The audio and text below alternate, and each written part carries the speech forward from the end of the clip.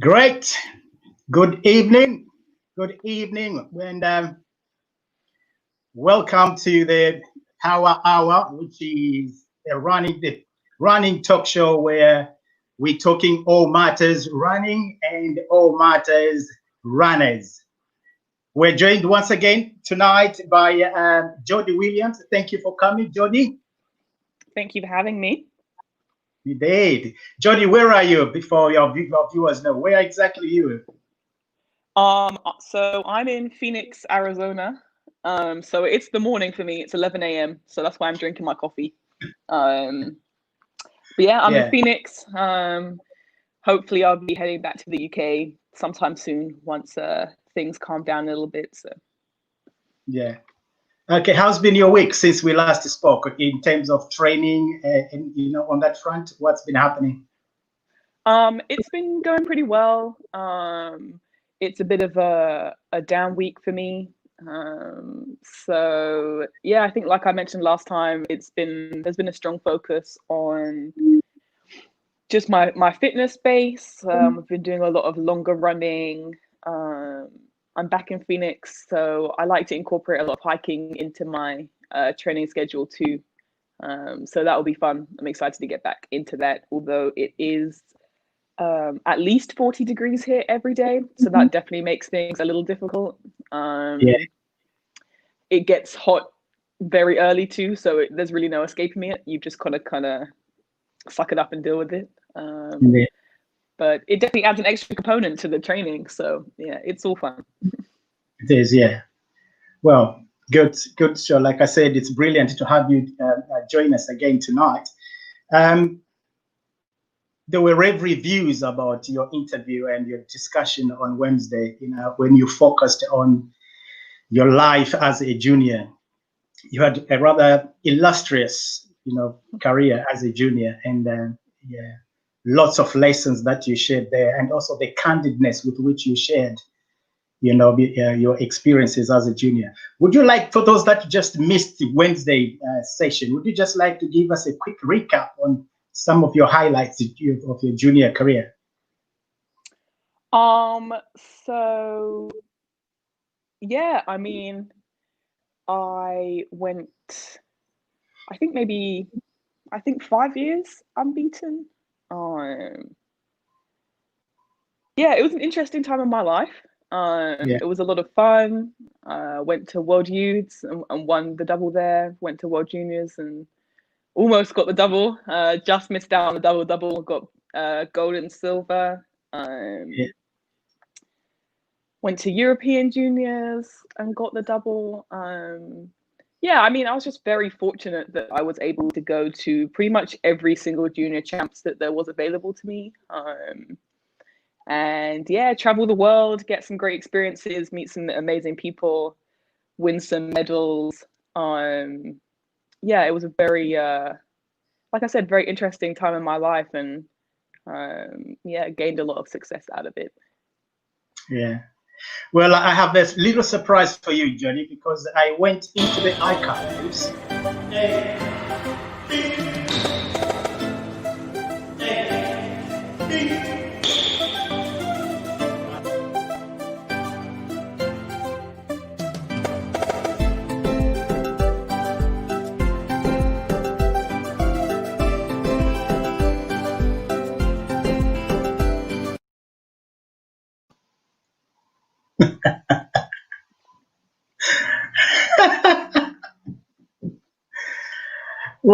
Well, tell us about that. What was happening in that sports hall? What was all that about? What were you doing? How important? What is it? What training was it that you were doing there? It's so funny that you still have that. That was such a long time ago. I must have been maybe 12 or 13 in those videos. Yeah, we used to go to this sports hall in Luton. It was in Luton, right? Went to the sports hall, and I remember being very confused because I was definitely, a track athlete, and I was used to getting my sessions done out on the track, and here I was in a sports hall doing no running, a lot of drills. And yeah, it was a huge learning experience for me. It taught me a lot of, I think, like I said last time, it gave me a lot of discipline and understanding into the basics of what our sport actually is. No one had really ever, to me, I just loved to run. You know, I was just a fast kid and I loved running. I loved not even running, I loved racing. I didn't even enjoy training one bit. I think I mentioned last time I was a pretty lazy kid. Like I didn't come into this sport thinking, oh, I can't wait to do all this really hard work. I just wanted to race other kids and beat them. That was really my only prerogative at that point.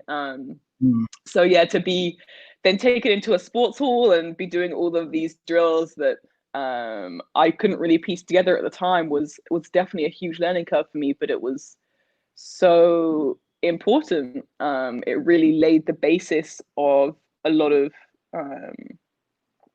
the skills that I still have now to this day. It really laid the basis of a lot of my technique. A lot of people when I was younger used to comment on my technique and how good it was. Like it was a very efficient, and that's because we did a lot of work on it. We did a lot of just drills, going over and over and over things, working on a lot of like neural stuff, which was hugely important. Just a lot of things that I had never really considered were part of our sport, but are really a huge part of the base and the fundamentals. And yeah, it taught me some huge lessons, like I said, about both discipline and just what it means to strip the sport back, and realize that it's not just about just running. Like there's a lot of other components to this. So yeah, that was a huge learning curve for me, and I'm hugely grateful that we actually went back to do that, and you put the time in to create that base, because it became very important going forwards. Yeah, well that. Now, many people, many athletes rather, struggle, to transition from a junior into a senior. There is the protection of the age group in your junior ranks, where it's just within the scope of 2 years, and so you're racing people that are within your both biological age as well as your calendar age, right, which becomes something different when you exit the age group zone and you go into the seniors. What was your experience with that? I think I had quite a weird transition into being a senior. I think there's two different types of struggles you can really go through. I think obviously, like you said, when you're in age group categories, you're competing against people, like you said, of your own age group biologically too. And a lot of the times, people develop at different times, different stages. So sometimes you're, the little kid that hasn't quite developed as fast as others, and that gives you a disadvantage. And sometimes you're the big kid and you've developed faster than others, and that gives you an advantage. So those things kind of level out when you're at a senior level. Obviously everyone is now an adult. We're all of the same. We've all reached adulthood, so it's just a little different. Also, everybody has a different. I think the biggest thing for me was actually the mentality, transitioning from a junior to a senior. It's just a very different mentality once you get to senior. Like this is now people's jobs, like people's livelihoods, people's lives are not on the line in a dramatic sense, in that anything crazy is going to happen, but this is how people earn money. This is how they're surviving, and it turns into a very different ball game. Also, these girls have years and years and years worth of experience, which makes a huge difference in this sport. And I think it just becomes a lot more cutthroat once you get to a senior level. You're not babied anymore, you're not taken care of anymore. Like, it's very much like you need to go out there and do your job. And I think for the first year or two, that can be quite an adjustment period for a junior athlete that's used to, oh, we're under 18, so we're escorted everywhere and we're taken care of, and people map out what you're supposed to be doing. And, you've been competing against the same girls or boys through your whole age group. So you kind of know people and it becomes quite comfortable. There is no comfort in the senior ranks. Everybody is out to win for themselves, and it becomes a very different atmosphere. And I think a lot of junior athletes aren't necessarily, number one, prepared for that, and they just don't quite understand the shift that happens, like the mentality that senior athletes have. And I think once you progress through and you gain experience, you gain that mentality, and you look back and realize how almost naive you were. I also believe that, especially within the UK,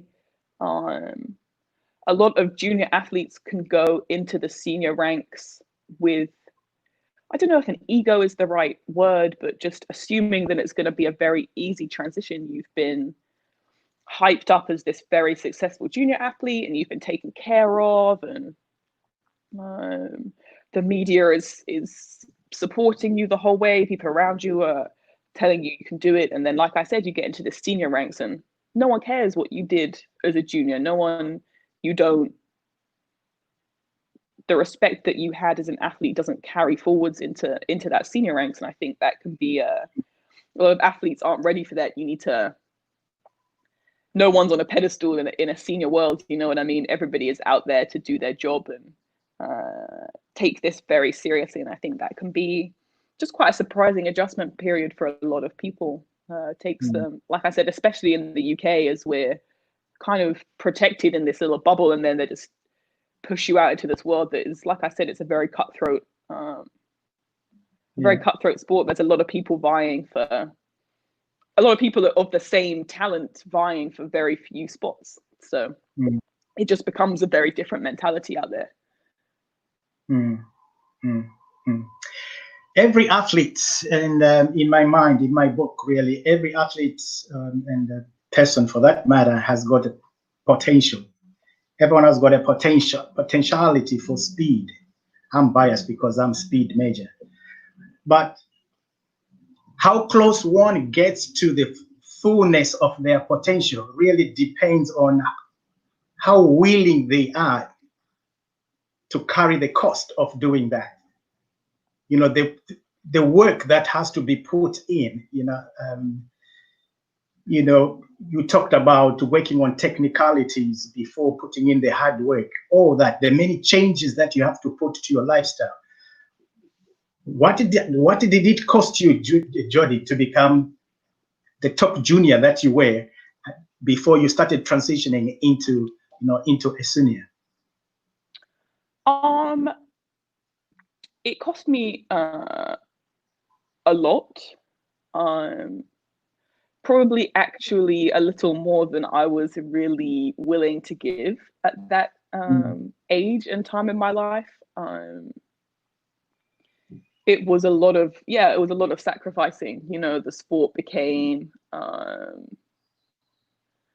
almost my be all and end all. Like, every single piece of energy I had then went into that. And I think I mentioned on Wednesday, I had a very professional outlook on the sport from a very young age, which is quite a little different to others. I was in a very, very professional setup from pretty much the age of 15. As soon as I won World Youth, my setup became very, very professional, and I was looking at it in a very professional manner too. So there was no time off. For me, it was very much 24/7. It wasn't just, go to the track and come home and that was that. There were a lot of other components, and like you said, speed costs. It costs a lot. I was training, even at this point, I still wasn't training a huge amount in terms of, I think I was training maybe 3 or 4 times a week still, and I still wasn't even lifting, so I still had components to even bring in still. But you know, I took a very holistic approach to it. You know, there's other components. There's, like you said, I was doing technical and potentiation sessions with you, and then that was kind of my base and my foundation, and setting up my nervous system to be able to cope with the levels of speed that I was going to be producing. And then we put kind of volume on top of that, like you mentioned before. So that would be some of my sessions as well. And I mean, it was mentally exhausting too. You know, I had to, a lot of your sessions were very, you can't just, there weren't sessions that you could just ever turn up to and be not numb to, but you had to be very, very present to be doing those sessions. It was very mentally taxing as well. You couldn't just trudge the workout, you know what I mean? It's not like some 500s or something where you can almost not switch off, but you just have to get through it. This was very much, you know, I had to be very mentally invested in those and very switched on through those whole sessions too. So that was also draining.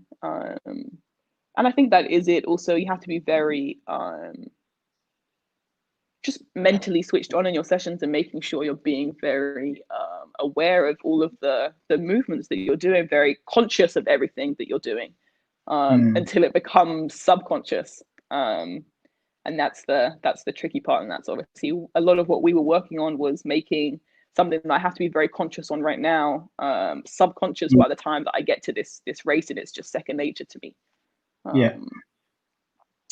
But yeah, it was speed takes a lot of sacrifices, you know. It was a lot of hard work to lay those foundations down, for sure. Yeah. Well, let's have a look at some of your work here, Jodie. Again, from the archives.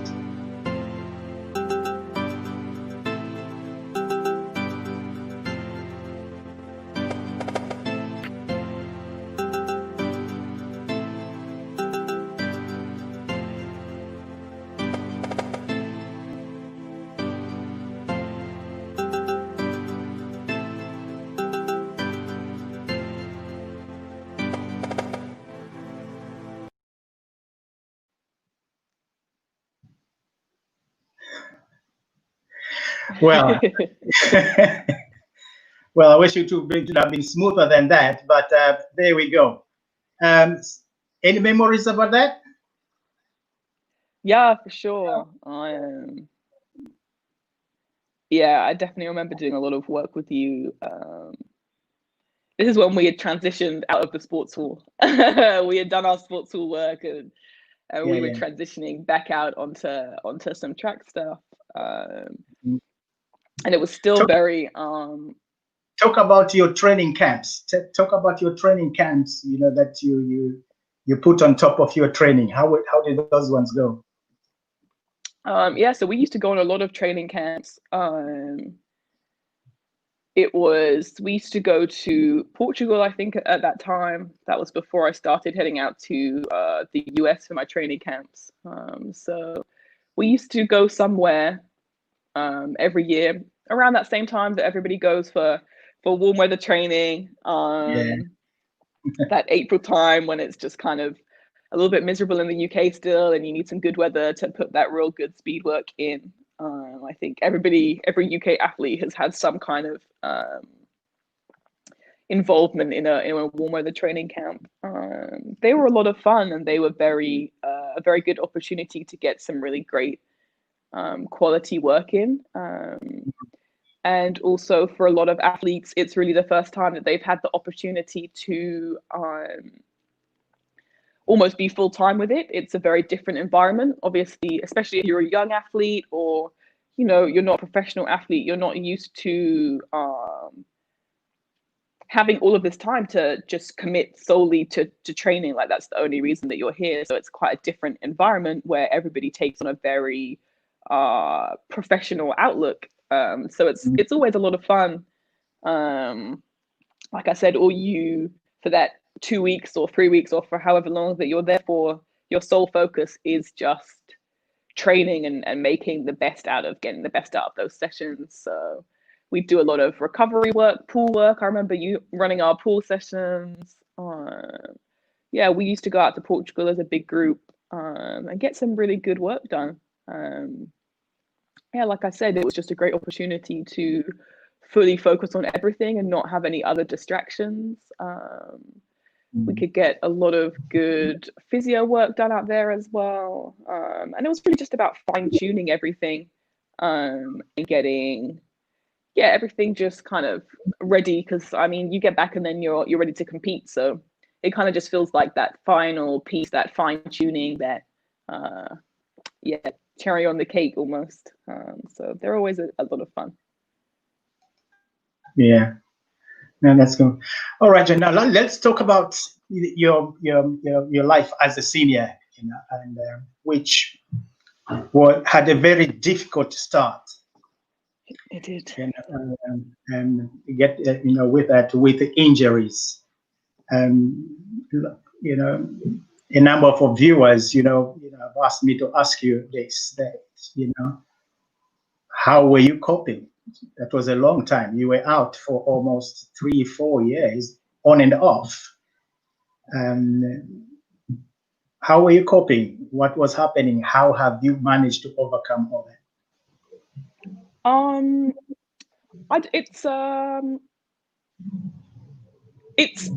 It's a weird one for me. I think I had a very different experience to what is perceived almost. I think as an athlete who has been at the top of their game and has been injured, I think they will very much understand the sentiment that you get almost forgotten, or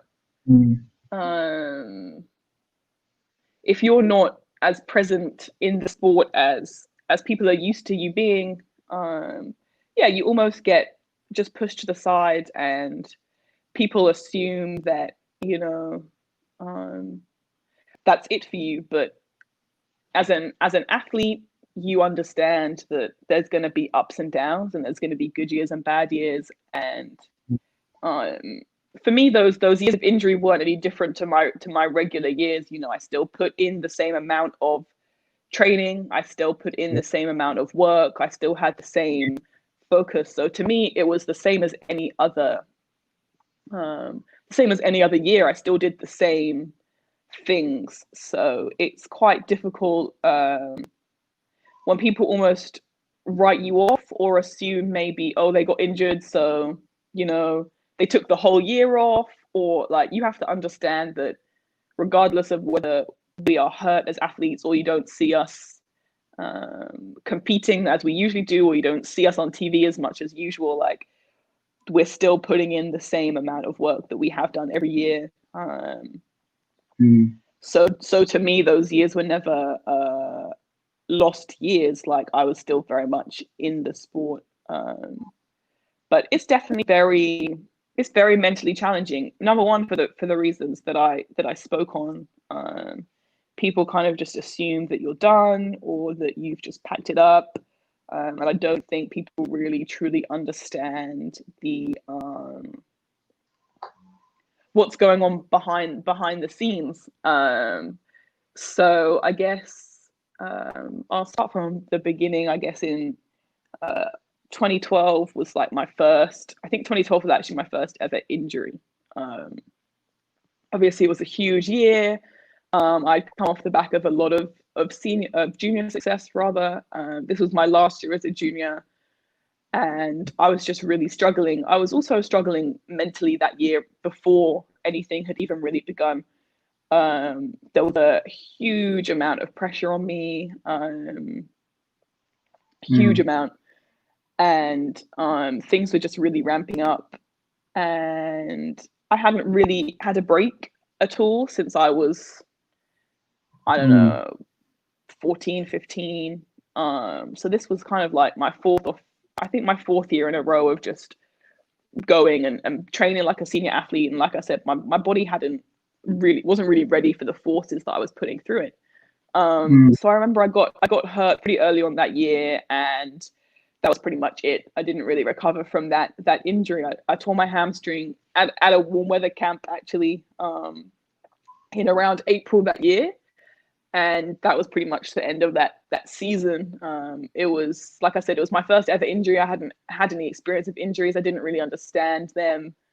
And that was about to be my my first lesson in injuries, and I've become a real expert on them after that. So yeah, I kind of thought, oh, you know, it was a good experience, actually. I was very much treated. It was weird. It was there were a lot of people talking around me and whispered conversations, and I wasn't really truly understanding what was going on at that point.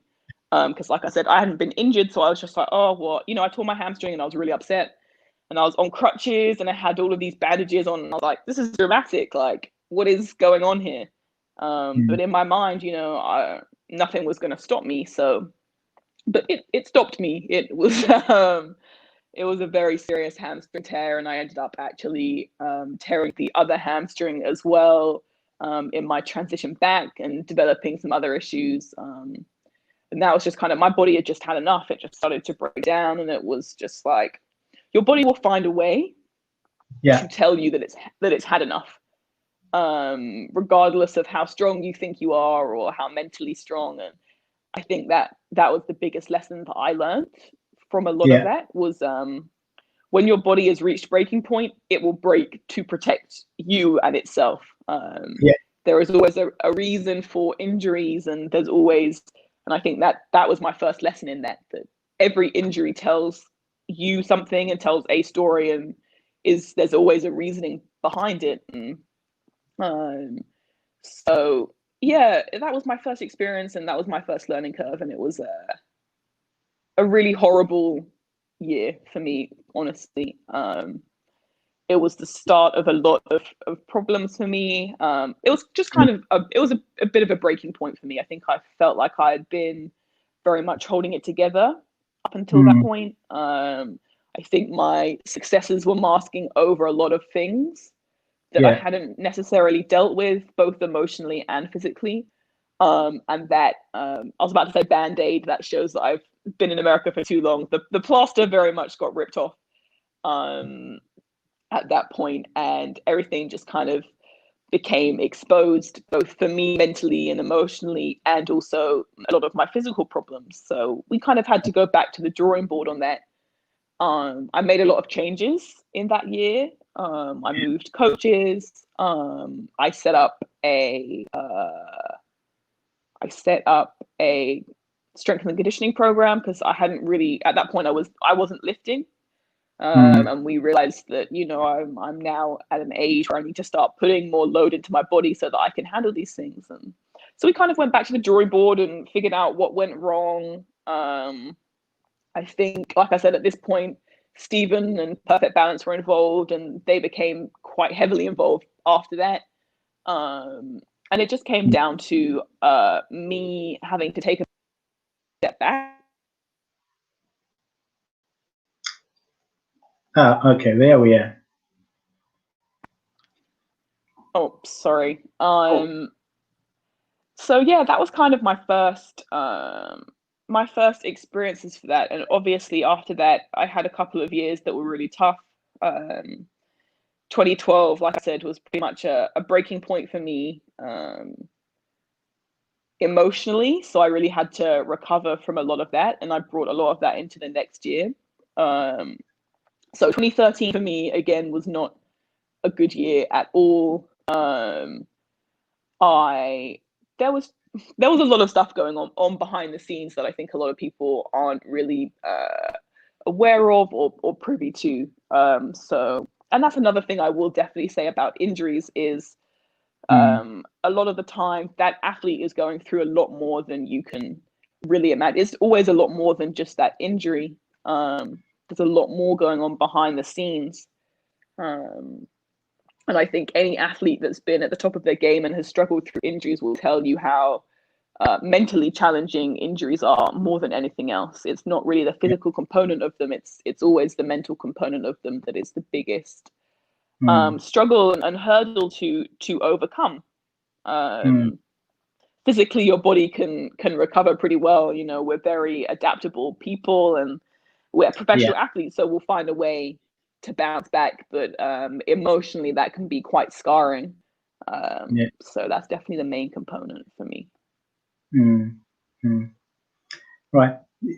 People would be asking there that indeed you have highlighted, you know, the role of emotion and the role of the mental side, you know, to injuries. Yeah, you're right. The body can self-regulate, you know, and the body, from its own preservative instinct, the body will shut itself down to protect you and to protect itself. You know, I think that's a brilliant insight on what you say there.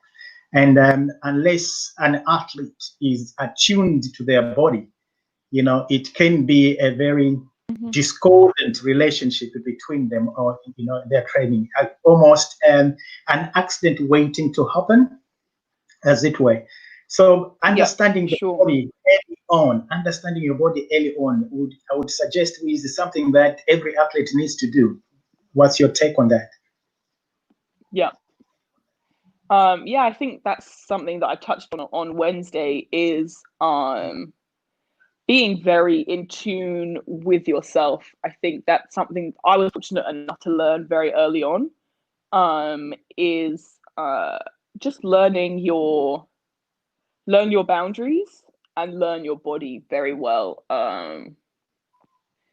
It helps with, not only does it help your physio, you being able to relay effective information to them, but it really helps to know, like I said, your breaking points. Your body will find a way, whether it be injury or illness. And that's another thing that it's another thing on top of the injuries that I was very much struggling with. I had a lot of illnesses on top of that, which was just another way of my body telling me that you're pushing it too far.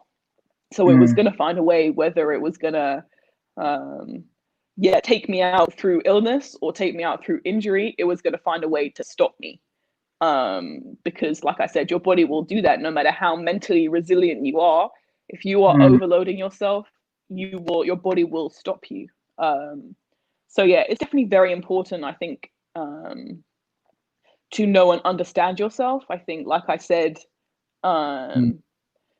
everybody will have their own telltale signs. I think every athlete has their own unique issues and their own unique things. For me, at that point, it was my hamstring. So I would know, I think, again, I touched on this on Wednesday, if I was very nervy or neural, like if I was doing this and my nerve flossing and it was very shooting pains down my back, I knew like my hamstrings were going to be a little more susceptible to injury that day. So I needed to do more in my warm-ups and more activation things. Maybe a speed session for me today is not going to work. Like, I'm not going to gain anything out of that.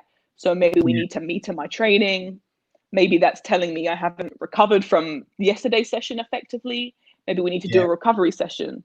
And it's just learning that and being able to adapt as you go along. You need to really listen to yourself. There's a difference between regular niggles and actually knowing when something has been pushed too far as well. So it's learning the difference between something you can push through and something that you cannot push through. Again, with illness, it's you can feel something coming on. So this is your body telling you need to relax, take a day off, take a recovery day, take 3 days off, take as much time off as it needs for you to recover, because that's what your body is telling you. You know, if you feel yourself getting sick and you push through that, your body's going to get sick. Like, it's going to take you down, and now you're going to be out for a lot longer, rather than just listening to your body and giving it what it's telling you that it needs. There will always be warning signs.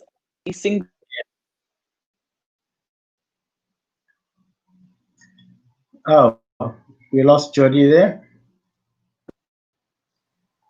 Oh, am I back? Well, maybe she's still connected. Okay, there. You're back? Oh, yeah. So every single injury that I've had has had some kind of Jodie, you might need. Can you? I don't know what's happening. Yeah, I can't see you, Jodie. Let me try and figure this The big out real thing quick. that's up there. I can hear you though. You can hear we me? can all hear. Yeah, we can hear you. Okay. It's just that So, your picture is yeah. Yeah, okay. Anyway, Jodie having some technical issues there, but I think what she was explaining with that, very in a very personal way, was the role of an athlete to be able to understand her body. So I think we've got Jodie back. The sorry. athlete to be able to understand. Yeah, thanks, Jodie, for coming back there. Technical issues even in Arizona. Is that so? Yeah. It's actually my mother keeps trying to call me. So Oh, yes, she's sorry. interrupting the. Long, She's Jodie. not Tell understanding. me long. Just another 15, 20 minutes, and you can have a daughter-mom chat. Yeah, and pass my regards when you do that. Yes, you were just refining for us, Jodie, how important it is for an athlete to understand their own body. And I think then for me, what comes there is, where do you draw the line between, that's my body talking, or that's just me having, illusions here. And maybe I just want to give myself a day off, coach, excuse me, I'm not feeling too, too set to give it some good work today. Right. How do you transition that boundary? And I think that is all coming down to truly knowing yourself. I think the better that you learn yourself, and it takes a little time to figure it out for sure, especially if there's a difference between, don't get me wrong, there's sessions that I stand on the line and I'm like, I just don't think I can do this rep. Like, I am exhausted, this is ridiculous, I'm mad at my coach for making me do this, and I don't want to do it. I feel really tired. And if I really talked myself into it, I'd be like, yeah, my body just needs a break. I can't do this last rep. And that's not it. Like, I can. It's just my brain talking me out of it, as opposed to standing on the line and, ooh, my ankle really is not feeling good. That last rep was difficult. It was throwing a lot of my technique out of the window. I couldn't physically push through that pain. So me now running a rep on that ankle that is throwing other stuff off is going to be detrimental. All I'm gonna do is create further harm. So there's no point in me doing this rep. I'm not going to gain anything out of it if it is that painful to me, and if it is throwing other things off. At that point, I would then say, look, this isn't really working. Can we do either some work on it trackside, or maybe we adjust the session and I do this last rep on the bike, or, and you can just adapt in that way. But it is definitely just about you have to be very honest with yourself too. Like I said, there's a difference between standing on the line and being like, I just don't want to, because we all go through that, as opposed to I physically cannot. And it is just being really, really honest with yourself. And I think as athletes, we struggle with that too, because it can work in the opposite way. I think for me, especially, I found that I would push through things that I knew I shouldn't be pushing through, just because I didn't want to feel like I was backing off of reps, or I wasn't putting in enough work, or, mentally, that's how my brain works. I'm a fierce competitor, and I approach my sessions in that way. So to me, and I've experienced with other athletes too, sometimes it is just that being honest with yourself and saying, you cannot do this today. And it can feel a little weak. It can feel like you're backing out of a session, or you haven't got the most out of it. But at the end of the day, that will save you the next day. That will save you from being forced out for 10 days or being forced out for 5 weeks. If you can just say, oh no, just that one rep. Yeah. Even though at that point it feels like a bit of a almost failure that I couldn't finish that session. it's going to save me in the long run. So therefore I've been smart and sensible with it. And it is just about knowing that within yourself. And like I said, it's just being really, really honest and true to yourself. And you'll eventually figure it out. The more you go through the sport, the more that you can figure out, I can push through that one. And no, I shouldn't push through that one. And it is just, learning where your boundaries are. Cheers for that, Jodie. Let's talk about your first race. The race where you felt, your mind, your emotions, and your body are in synergy. That yes, I think I am past my injuries.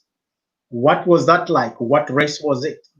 Did it happen in one instance, or was that accumulated over a number of races? When did you feel like, yes, I am back and it's time to catch up with my performances again? I think it's accumulation thing. I think coming back from injury is very difficult. It's a very difficult transition period. And I think for me, like I said, 2012 and 2013 were pretty much write-off years for me. I think in 2013, I did actually end up going to the World Championships in, I think they were in Moscow that year. And I had a really terrible time. I shouldn't have gone. That was an instance where I pushed myself beyond what I should have pushed myself, just because I felt like I've missed out on so much that I couldn't miss out on something else. And I think if I had actually just taken a step back and realized like you're not in any shape to be doing this, it was right at the end of the year. And I think I'd been to maybe European under 23s and won that. And I'd worked myself into a decent shape again. I think I just dipped in the 22s again. And, I was finding my feet. And I think if I had finished there, it would have been a lot more successful, but I pushed it too far. And I think that's a lot of athletes transitioning back in is we get very excited. We see a hint of who we used to be, which is not a good way to look at it, by the way. A hint of who we used to be, and we get excited and we run with that, and we can push it too early, too soon. So I think 2014 was a great example of me learning my lessons, and just giving that extra bit of patience. I'd actually hurt myself again early 2014, and it felt like the end of the world, and I didn't know if I was going to be able to manage pushing through that. And I did, and we took it very slowly. And I think through 2014, you can see that I just gradually chip away at times over and over and over. And I think I opened up that year with the PB, and it was the first time I'd run fast in a long time. And I opened up with, I think, maybe 22.7 or something. And I wasn't really expecting it. I wasn't really ready for it. I knew I was in shape, but I wasn't. It took me aback. And I think in that moment, I could have got very excited. I did. It was very relieving, I think is the word. I think any professional athlete will take testament to this, is that relief is the first thing you feel. It's not excitement or anything. It is just, oh, thank goodness I'm back. And I think you just need to allow yourself to accept that, sit in that for a little bit, and then gradually work back. Because for me, like I said, if we take 2014 as the example, I ran very fast early on, felt that relief and got excited, and then went backwards a little bit first. And that was quite disheartening at first, and I think it comes back again to not buying into your own hype. Everybody was saying, oh, she's back. This is amazing, how exciting. And it was lovely because everyone was excited for me. But in the same breath, I was very much like, well, where was this energy when I was struggling? Number one. And number two, if I bought into that and got carried up in that excitement from other people, it would have taken me off course. I knew what I was I had my own vision very firmly cemented in my head. And like I said, I went for a couple of races, I went backwards, and that is part of coming back from injury. So I think it is cumulative. You know, you can have one race and it's like, oh, wow, amazing, I'm so excited, I'm back. And then you can take a step back, because number one, that is sport. That is, you know, we go through ups and downs. And it's just, don't let yourself get disheartened if you have that one performance. And then it takes you a little while to figure that out again. And it did. Like, I think I ran 22.7, and then I went back to running 23s for a little while. And then, you know, slowly I just cut that down every race and was just very, very patient with it. I ended up winning trials that year. And then obviously I went to Commonwealths and Europeans, and I managed to medal in all of them. And I think if I hadn't have been patient, and if I had bought up into that hype of that first bit, and then, you know, people were like, oh, she's back, and then I ran 23 again, they're like, oh, maybe not. You know, it was that simple for people to flip.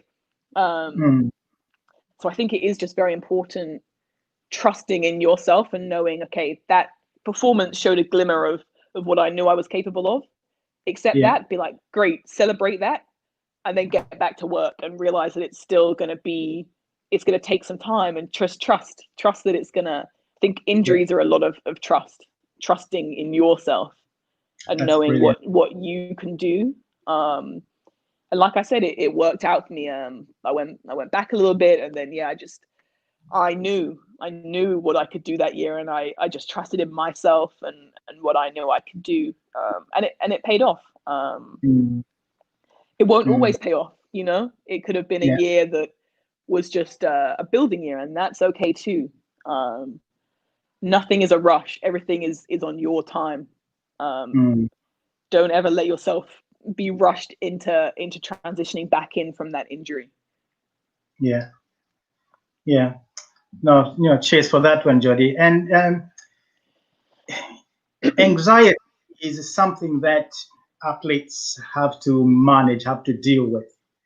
Now, for most people, when they see professional athletes, it's usually just their physical and technical competencies that people see, you know, as if that's what carries the person through to the finish line. There are some competencies that are not readily in the public eye. What is going on inside an athlete's mind, an athlete's, you know, emotions when they stand at the start of that start line.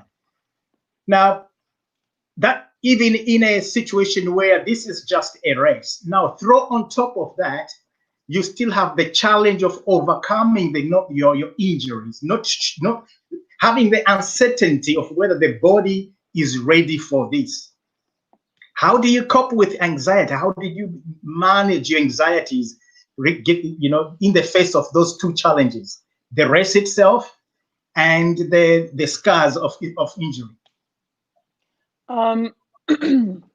Yeah, it's definitely a difficult one. Like you said, when we watch athletes on TV, or if we just watch them live in a race, or just across any sport, you know, you don't have an insight into what is going on in their brain. No matter how cool and collected they appear on the outside, like, every athlete is going through something. And I think, like you said, it's quite nerve-wracking standing on a start line and not knowing if your body is gonna hold up, if your body is gonna let you down. And I think for me that was a huge struggle, because I was always that was never a consideration for me in the past. You know, it was very much just I knew I was going to make it through the race. It was just how fast. And now there's an added component on top of that of, am I even going to make it through this race? Is my body going to hold up? Am I? And then, you know, mentally start to hold yourself back a little bit, like, oh, maybe I shouldn't. If I push that, is that going to happen again? And then I'm going to be, and, you know, these things are definitely going through your head. But you just have to, again, it comes down to that trust. That trust in, a lot of this sport is about trusting yourself and belief in yourself. And I think that's a huge component that people don't necessarily take into account. Once you're on the start line, especially in a senior environment, everybody is at a very similar level. There's tiny margins which separate us. Unless, you know, you have a very extremely talented person in the race, and it's evident. Apart from that, you know, of the 8 lanes, everybody's going to finish within, you know, margins of each other. We've all put in a very similar amount of work. We're all of similar capabilities, and I think it is just that once you're standing on the start line, you need to clear your brain of anxieties. You know, that is not the place for them. And that's one of the greatest things that I have learned is, and I'm a very anxious person in general, in life. So I really tend to, my brain is always going at 1,000,000 miles an hour, and I really tend to overthink things. So for me, the greatest lesson that I learned was trust. And I think injuries will make you doubt that, and they will make you doubt yourself, and they'll make you doubt a lot of things. And as soon as you allow doubt to creep into your mind, it's over. You know, you cannot allow that doubt to creep in and take over you. At the end of the day, whatever is going to happen is going to happen. You know, if your body is not ready, regardless of whether you doubt it or not, it's going to break down. And I think it is just accepting that you've put in the work, accepting that you've done things correctly, accepting that, you know, if this happens, it happens. There's nothing I can do about this. All I can do is believe and trust in myself. And like I said, I spoke on having a team around you. Trust in myself and my team, and know that we did everything we could to put me in a great position to be on this start line. And now is not the place for doubts. I need to believe that, I'm on the start line with everyone else. We're all, and the other thing is, every single athlete on that start line is going through something. The more you go through senior ranks, the more you realize that nobody goes onto that start line feeling absolutely incredible. Every single person has struggled through something that year, has, you know, missed a certain amount of, no one goes through a year having no injuries, no nothing, not missing a single session, feeling great. Like, everybody is on that start line with their own version of doubt. And I think once you've just leveled that playing field like that, and you just realize, like, all that I can do is just go out there and perform. Whatever is going to happen is going to happen. And as long as I stand on that start line and have belief in myself and give myself that component, it's going to be okay. And I think once you accept that and let those anxieties go, it can become, because those anxieties will only be detrimental to you. They're only holding you back. There is nothing positive about them. So you just need to utilize them, turn that into positive energy, turn that into, I've struggled, and it's been really hard. And because of that, I've come out stronger. Because of that, I am a stronger person, and that's given to me. It hasn't taken anything away from me. And I think once you take that mentality of it and you stand on that start line feeling like that, then you're like, I've worked really hard to be here. I've overcome so many things to be here. Why would I doubt myself in this moment? This is not the moment to doubt myself. This is the moment to think, and then utilize all of that I've been through and use that as strength. And I think once you just switch that mentality around, and that was a difficult mentality for me to switch around, it can be, like I said, it can be an added asset to you. And I think you just have to utilize it in that way. And trust that your body is going to hold up, and it's going to be fine. Like, you've put in the work for this. This is what you were working for. All of those rehab sessions or little things, that's what this was for. Like, it's going to be fine. Well, talk about putting in the work. Let's have a look at this clip here and just see.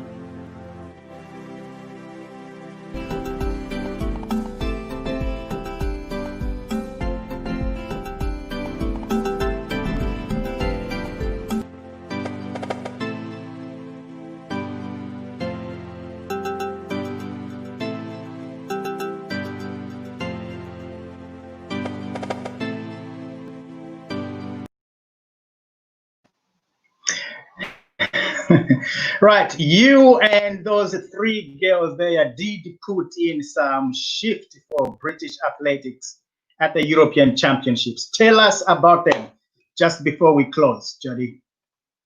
Surely that must have been a race that you felt, yeah, the good old Jodie is back here, albeit together with these three other girls here. I think I'm feeling a lot of myself back. What was it like?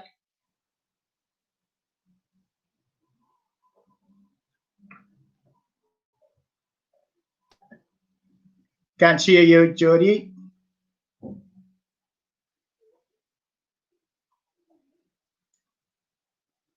Yeah, I can't hear you.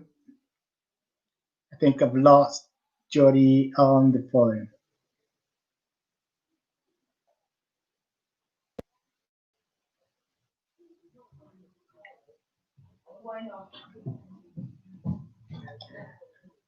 Well, I think we're looking. We've lost some audio there. Jodie is still sorting that one out. But yes, that clip there was about the 4x100 meters relay, ladies, the 2014 European Championships. Let's see if Jodie is back. Jodie, are we able to hear you now?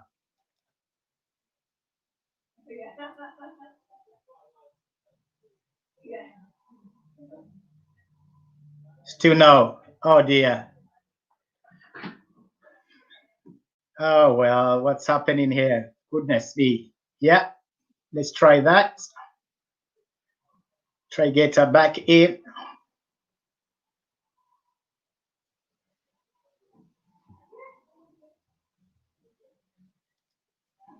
Hopefully Jodie is still coming back with that technical hitch. But anyway, if been with us for throughout this show, it's Jodie Williams. Jodie Williams telling us about her comeback. Hello? From the injuries. How about that, Jodie? Hello? Can you hear me now? Yeah, now we can hear you, Jodie. Oh, welcome back. Hello. Sorry about that. I didn't catch what you just said. Okay, yeah, it was about the 2014 gold medal at the European Championships, the British record there in the process. Yeah, it was an amazing experience. It really topped off the end of a very successful year for me. I think I'd gone Commonwealth silver, and then I had silver in the 200 from Europeans that time too. So it was a really nice. I think we got bronze at Europeans too in the 4x1. So it was a really nice way to sort of top off my year.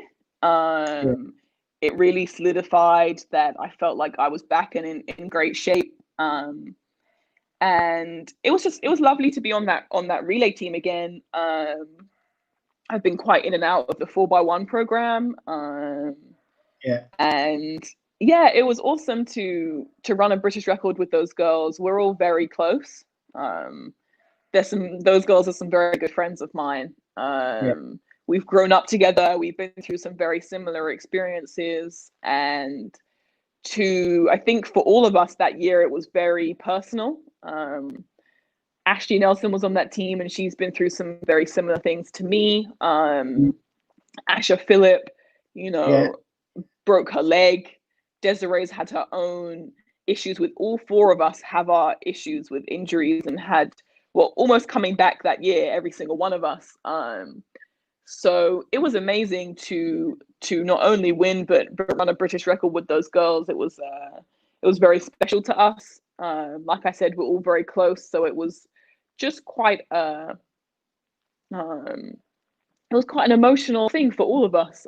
We all felt very similarly in what we had achieved, and it topped off a nice year for most of us. And it was lovely celebrating it with those girls.